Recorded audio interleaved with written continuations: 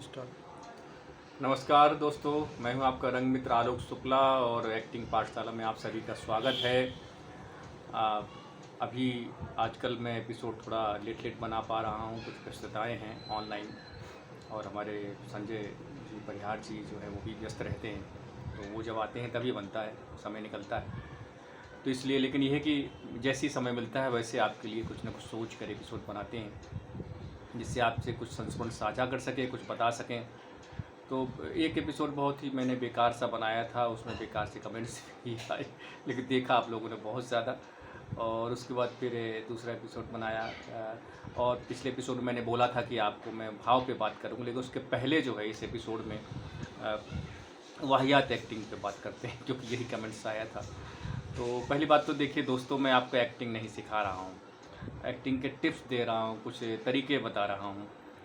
Actor तो आपके अंदर है, होता है, हर एक के अंदर होता है, उसको मांझने की ज़रूरत है, तो मांझने के लिए कुछ एक्सरसाइजेज आपको बता रहा हूँ और वही चीज़ें हैं। तो अब वाहियात एक्टिंग की बात करें, बुरी और अच्छी एक्टिंग दो तरीके की होती है। तो आप फिल्मों से शुरुआत करते हैं कि अमिताभ बच्चन साहब कैसे एक्टर हैं, वो आप लोग जानते हैं, लेकिन उनसे बेहतर नसीर साहब को एक्टर माना जाता है। तो क्यों माना जाता है ये आप देखेंगे तो समझ में आएगा कि वो करेक्टराइजेशन करते हैं, मैनरिज्म नहीं होता। उनकी आवाज़ जो है तो वो पेट से आवाज़ निकलना बहुत बड़ी चीज़ मानी जाती है। हाँ, वो हालांकि ज़्यादा ही निकलती है, लेकिन बावजूद इसके वो बड़े एक्टर माने जाते हैं। और बच्चन साहब जो है उनको मानते भी हैं।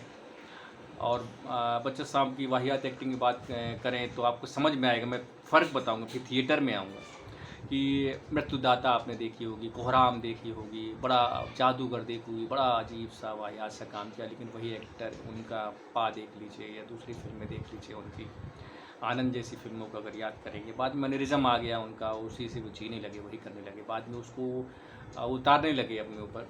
और आजकल तो बड़े एक्टर हैं, बहुत बड़े एक्टर हैं, सुपरस्टार हैं, लेकिन ये है कि जब आप कॉन्शियस होते हैं, जब आप अपने आप को दोहराने की कोशिश करते हैं, तो वो वाहियात हो जाता है।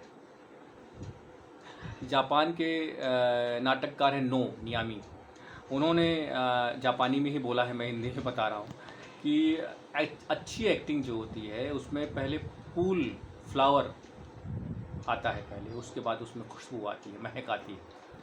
और जो बुरी एक्टिंग होती है उसमें पहले महक आती है, बाद में फूल प्रकट होता है। तो ये वाहियात या अच्छी या बुरी एक्टिंग के बीच का फ़र्क उन्होंने बताया। और जहाँ तक हजारी प्रसाद द्विवेदी जी अपने जो साहित्यकार हैं, लीजेंड साहित्यकार हैं, उन्होंने एक्टिंग के लिए बोला है कि जो वास्तव है, जो अवास्तव है उसे वास्तव बनाकर प्रस्तुत करना, जो वास्तव है उसको अवास्तव, जो वास्तव है उसको वास्तव बनाकर, मतलब कि कहने की जो नेचुरल है उसको अननेचुरल और जो अननेचुरल उसको नेचुरल। तो एक्टिंग वही है कि जो झूठा है, जो सारी चीज़ें हैं, उसको आप सच बनाकर पेश करते हैं।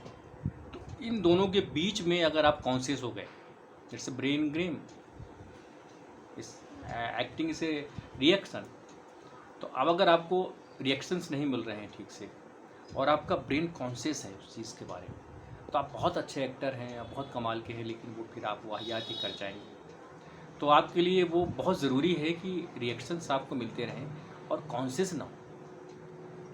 जहाँ कॉन्शियस हो जाएंगे, जैसे आप मतलब कि नवाजुद्दीन सिद्दीकी की पुरानी फिल्मों को देखेंगे आप, एक फिल्म है जो रिलीज़ ही नहीं हुई, मैं जानता हूँ, चौसर, जिसमें शायद मैं लीड कैरेक्टर होता, लेकिन संयोग अलग है, ये वो उसके बने, लेकिन हालांकि आज तक रिलीज़ नहीं हुई। सागर सरहदी साहब की फिल्म थी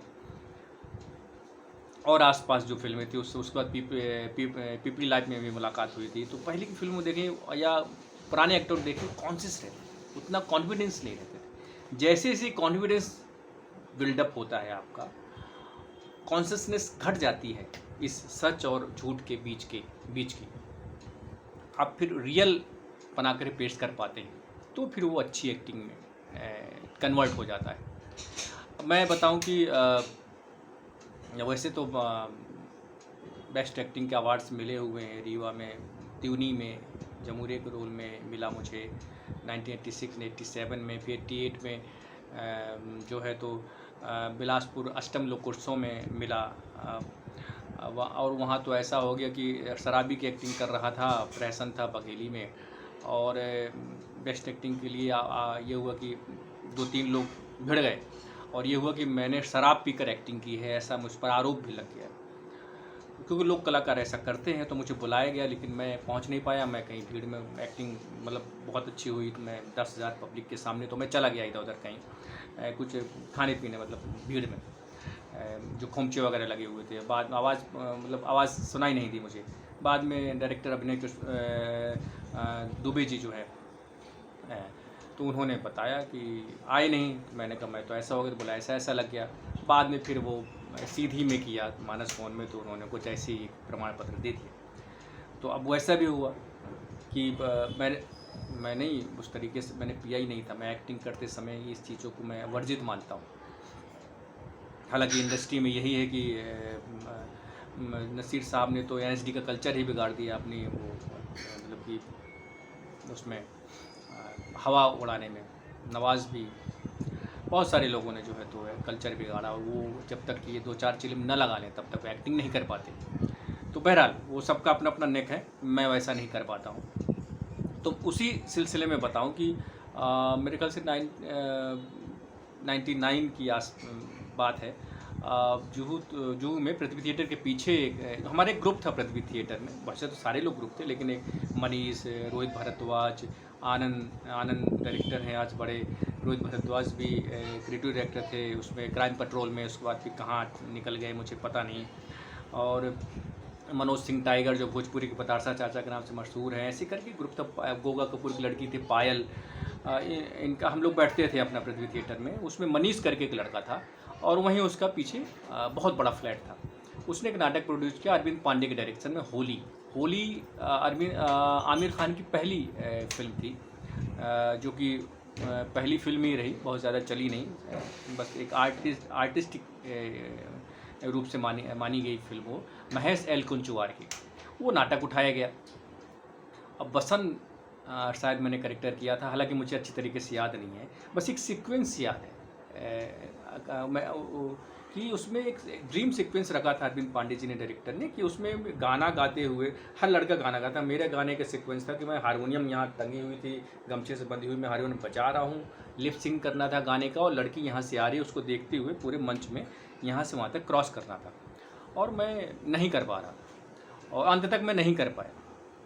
मैं कॉन्शियस रहा, मैं मतलब लिप सिंक, उसका वज़न, और वो उसको बचाने का मूवमेंट तो करना ही था, और चलते हुए ठुमकते हुए चलते हुए जो मन से इधर से उधर जाना था। और मैं उसमें माटुंगा में कर्नाटका संघ में शायद जो है, तो माटुंगा में हुआ, लेकिन कर्नाटका या मैसूर संघ जो भी हॉल है, मुझे एकदम से याद नहीं आ रहा, माटुंगा में हम लोगों ने किया। और मैं अपने कैरेक्टर से सेटिस्फाई नहीं हुआ, मुझे बहुत बुरा लगा कि ये मैं उसको कॉन्शियसनेस मेरी उसमें छाई हुई थी, और मैं उन चीज़ों को सिंक्राइज नहीं कर पा रहा था। तो फिल्मों में आप एक्टर चाहे कितना भी कह लें कि नहीं कर पा रहा, लेकिन लिप सिंक करना, फिर वो प्रॉप्स के साथ जो है चलना, मूवमेंट्स करना, ये बड़ा डिफ़िकल्ट टास्क होता है। और वो मुझसे मैं कॉन्शियस रहा हूँ, कॉन्शियसनेस मेरी मंच में भी आई, और मैं उसमें सफल नहीं हो पाया। तो मुझे अभी तक याद है। और पांडे जी से पूछा भी मैंने, बोला कि वही है कि अब इसको तो मतलब आपको ही निकालना पड़ेगा, डायरेक्टर नहीं कुछ कर नहीं सकता, इसमें कॉन्शियसनेस आपको निकालनी पड़ेगी, उसके साथ सिंक आपको होना पड़ेगा। वो नहीं हो पाया।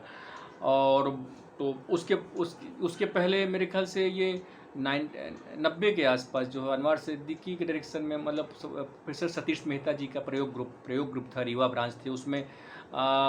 बताता नहीं क्यों डायरेक्टर साहब के दिमाग में इंस्पेक्टर मातादीन चांद, ज़्यादातर आप लोगों ने सुना होगा कि नुक्कड़ में होता है, स्ट्रीट पे किया है, उसको मंच पे किया, और उसमें कोई करेक्टर पता नहीं क्या किया, लेकिन मैं उसमें अनईजीनेस फील करता रहा पूरा।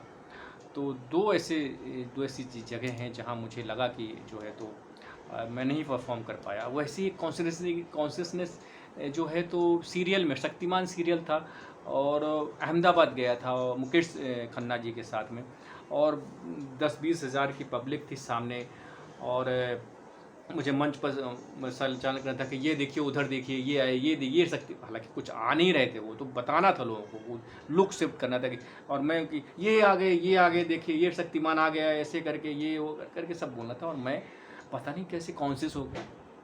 ये 2-3 घटनाएं हैं जो मुझे याद है कि सिर्फ़ और सिर्फ मैं कॉन्शियस हो गया। तो ये आपको कॉन्सिस्टेंसी जब तक रहेगी तब तक जो है आप अच्छी एक्टिंग नहीं कर पाएंगे।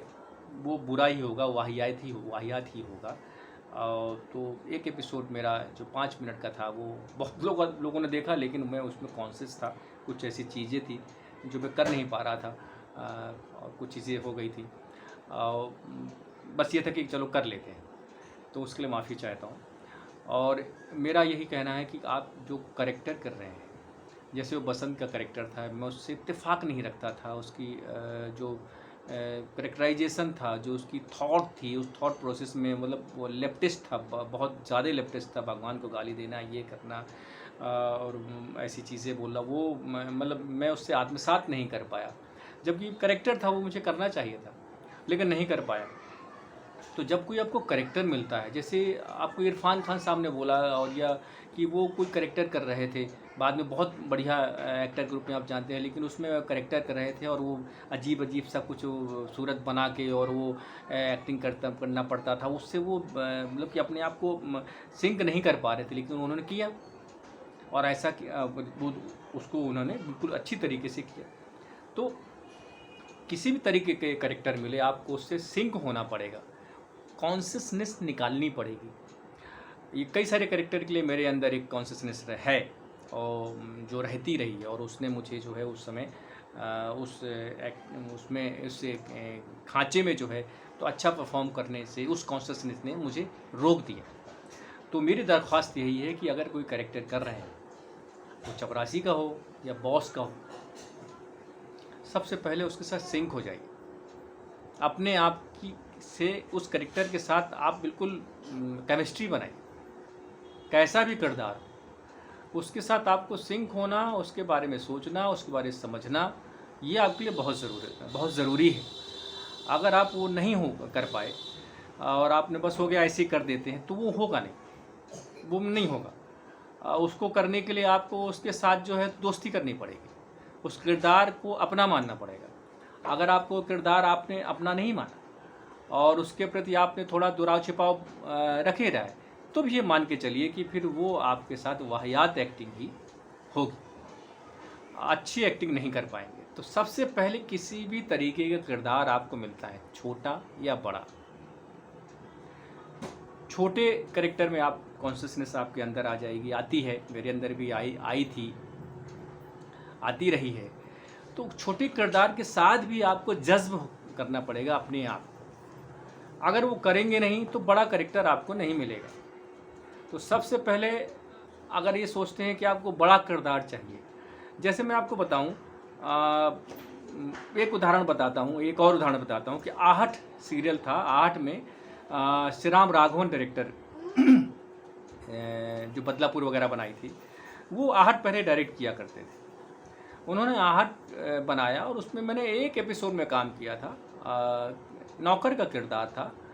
और वो मैंने मतलब ठीक ही किया होगा जैसे उनको अगर लगा, कि वो बाद में जब कभी मिलने गया तो उन्होंने, भाई वो किरदार बड़ा अच्छा किया था और बहुत बढ़िया था, और फिल्म बनाऊंगा तो आपको लूँगा। तो उन्होंने एक हसीना थी शायद सैफ अली खान के साथ, उर्मिला मातोंडकर के साथ, हाँ एक हसीना थी, रामगोपाल वर्मा ने प्रोड्यूस करी थी। तो उसके लिए उन्होंने मुझे बुलाया, सूर्या वहाँ उनके चीफ एडी थे, अभी तक मुझे याद है। अब ये मेरा दुर्भाग्य है, देखिए उन्होंने मुझे बुलाया, टाउन में शूटिंग थी और वहाँ एक मतलब ज्वेलर्स शॉप थी या कैसे कोई शॉप थी बड़ी सी, और उसमें उर्मिला मातोंडकर के साथ सीन था।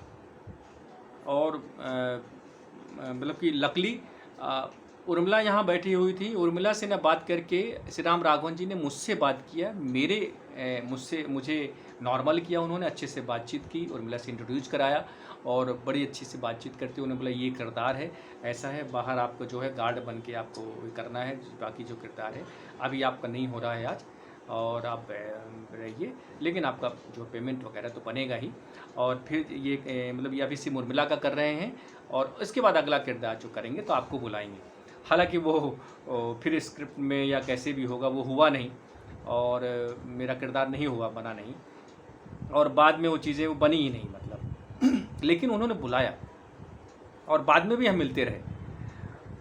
पहली फिल्म में तक मैं उनके घर तक गया, बैठा रहा, बातचीत करता रहा।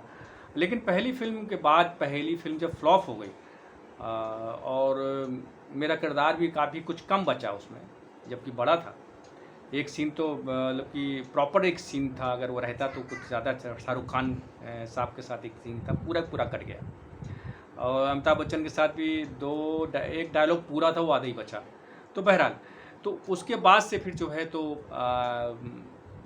डायरेक्टर के साथ मेरा उस तरीके से नहीं रहा, या फ्लॉप फिल्म के एक्टर को बहुत ज़्यादा लोग याद नहीं करते हैं, हलो हाय करते हैं। हलो हाय के तो बाद में होती रही। मावी फिल्म फेस्टिवल में बाद में मुलाकात हुई, और बीच में फेसबुक में भी एक बार चैट हुई थी। तो बहरहाल बहुत अच्छे नेचर के हैं, और उस किरदार से जुड़ा हुआ मैंने एक किस्सा बयान किया। तो आप छोटा किरदार उसमें भी आप जज्ब होकर जब करते हैं तो डायरेक्टर कहीं ना कहीं नोट करता है, और छोटे किरदार से ही आप बड़ा किरदार करते हैं। राजपाल ने भी छोटे किरदार जंगल में किया था, मतलब कि उसमें ऐसा किया कि वो बढ़ता चला गया। तो छोटा किरदार ही पहले मिलेगा आपको। थिएटर में भी आपको पहले छोटा किरदार मिलता है, और फिल्मों और सीरियल में भी छोटा किरदार ही मिलता है शुरुआत में, और मैक्सिमम ऐसा होता है। तो उसके साथ आपको जज्ब करना पड़ेगा। आपके अपने बड़ा अगर आपके अंदर एक्टर है तो उसको आपको छोटा करना पड़ेगा पहले, और उसी किरदार के इर्द गिर्द आपको बड़ा होना पड़ेगा। तो अच्छी और बुरी एक्टिंग की ये फ़र्क जो चर्चा हुई, तो मैंने आपको बताया कि कॉन्शियसनेस निकाल दीजिए। अगर आप कुछ करना चाहते हैं, कुछ कर रहे हैं, उसके बारे में आपको एक जुनून और ज़िद रखना पड़ेगा, और उस किरदार को जो कर रहे हैं या जो काम कर रहे हैं उससे आपको आपका राफ्ता बिठाना पड़ेगा। अदरवाइज़ चीज़ें जो हैं तो कठिन हो जाएंगी। तो आज के एपिसोड में इतना ही, और प्लीज़ सब्सक्राइब करते रहिए। अपने दोस्तों को बोलिए, सब्सक्राइब कम हो रहा है या रुका पड़ा हुआ है, लेकिन आप देख रहे हैं, लाइक कर रहे हैं, तो सब्सक्राइब भी करिए। बहुत बहुत धन्यवाद। Thank you.